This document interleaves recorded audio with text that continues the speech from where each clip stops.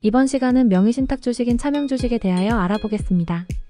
중소기업 대표자는 회사를 운영하시면서 관리적 측면에서 부딪히는 여러가지 사항이 있는데 가지급금의 발생, 미처분이익인 여금의 과대한 경우, 명의신탁 주식이 있는 경우 등입니다. 이 중 가장 큰 문제가 되는 것이 명의신탁 주식인 차명주식입니다. 원래 신탁이란 원래 자신의 재산을 타인에게 위임하는 것인데 주식과 부동산의 명의신탁은 일반 신탁과는 성격이 다릅니다. 차명주식과 부동산 명의신탁은 불법으로 간주합니다. 명의신탁 주식은 자녀에게 가업승계를 하거나 회사를 다른 회사에 매각 또는 청산하려는 경우에 반드시 정리해야 할 사항입니다. 명의신탁 주식은 주주 명부에 실제 주주가 아닌 다른 사람의 이름으로 등록되어 있는 주식을 말합니다. 이러한 형태의 주식 신탁은 다양한 목적을 가질 수 있는데 주로 개인의 재산 관리, 상속세 회피, 회사 지배, 구조의 은폐 등을 위해 이루어집니다. 그러나 명의신탁 주식은 주식의 실질 소유자와 명의상 소유자 간의 이해관계 충돌을 일으킬 수 있고 이로 인한 투자자 보호 문제, 회사 거버넌스 훼손 등의 부정적인 면이 있어 이를 불법으로 간주하고 규제하고 있습니다. 명의신탁 주식을 발견할 경우 해당 주식에 대한 증여세가 발생합니다. 차명 주식이란 본인의 이름이 아닌 다른 사람의 이름으로 주식을 보유하는 것을 말합니다. 이 방법은 주식의 실제 소유주를 숨기고자 할 때 사용되며 다양한 법적 및 금융적 문제를 야기할 수 있습니다. 차명 주식의 가장 큰 문제점은 그것이 주식시장의 투명성을 해치고 탈세나 자금 세탁과 같은 불법 금융 활동을 조장할 수 있다는 점입니다. 또한 차명 주식은 주주들의 권익을 침해하고 기업 지배권의 약화를 가져올 수 있습니다. 중소기업 중에서 가끔 최대 주주 및 가족, 친족이 아닌 임원이 주식을 가지고 있습니다. 대략 그 임원의 지분은 5%에서 10%인데 이런 경우 명의신탁 주식인 경우가 많습니다. 증여세를 과세하기 위하여는 아래와 같이 과세 요건이 성립해야 합니다. 등기된 자산이어야 하는데 법인 주식이나 부동산들이 여기에 해당됩니다.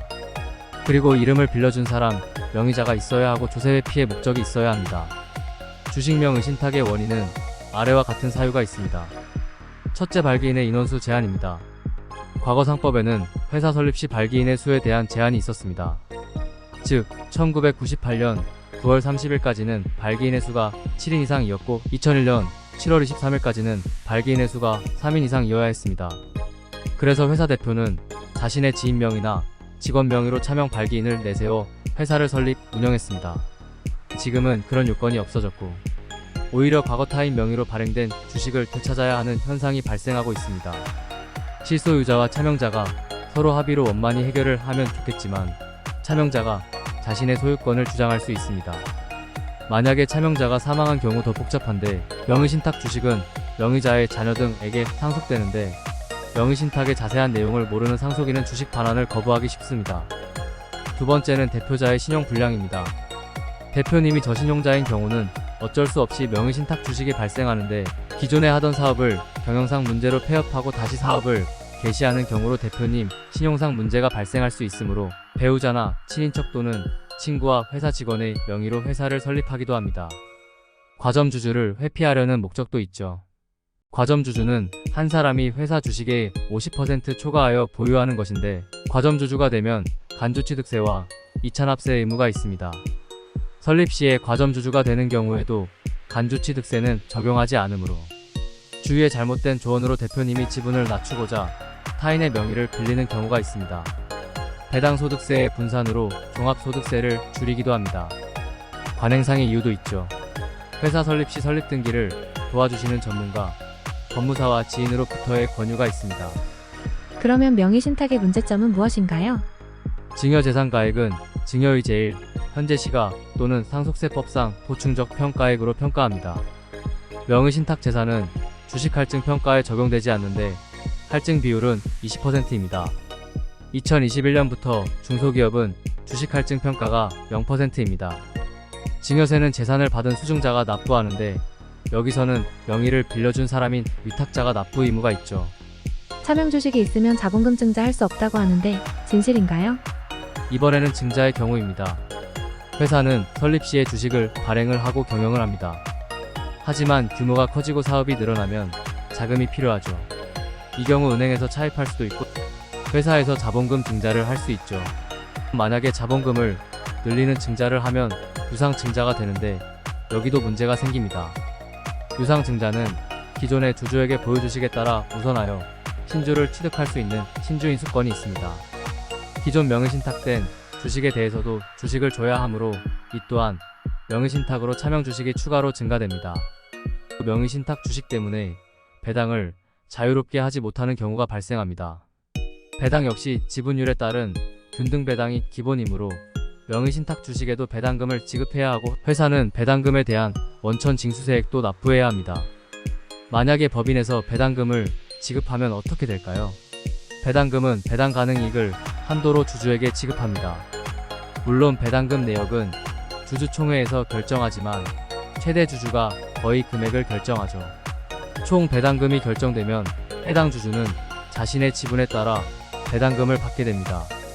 실제 소유주인 명의 위탁자는 수탁자에게 주식도 공짜로 주었는데 배당금도 무상으로 주는 것이 됩니다. 따라서 이런 회사들은 배당금 지급이 거의 없는데 결론적으로 미처분이익인 여금이 증가하여 비상장 주식 가치가 높아집니다. 비상장 주식 가치가 높아지면 향후 증여세나 상속세 폭탄을 맞습니다. 주주는 배당금을 받으면 배당소득세를 신고합니다. 명의신탁자는 세금을 조금 신고한 것이 되고 명의수탁자는 세금을 많이 신고할 결과입니다.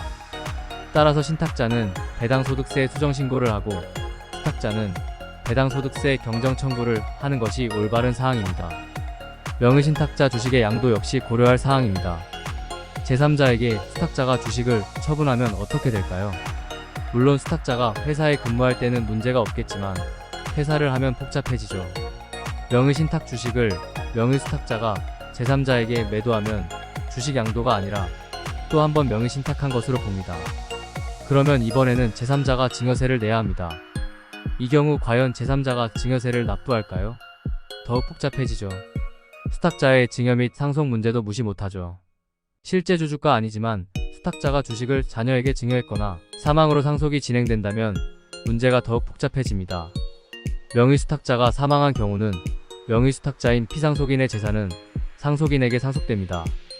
법인 비상장 주식인 명의신탁된 차명주식 역시 상속인에게 넘어가는데 이 경우는 회수하기 더욱 어렵습니다. 실무적으로 주주도 상속인으로 바꿔야 하고 명의도 개서해야 합니다. 이때 명의개서 시점의 명의자가 실제 소유자로부터 증여받은 것으로 보아 명의신탁 자산의 증여의제를 적용하죠. 가업승계 시에도 걸림돌로 작용하는데 기존 주식을 자녀에게 물려줘야 하는 입장에서는 타인의 지분을 어떻게 자녀에게 승계할 수 있을까요? 만약 가업승계 특례제도와 가업상속공제를 받고자 하여도 증여자의 최대 주주 요건이 있습니다. 10년 이상 가업을 영위하여야 하고 지분도 최대 주주로 40% 이상 보유해야 가업상속의 조건이 됩니다.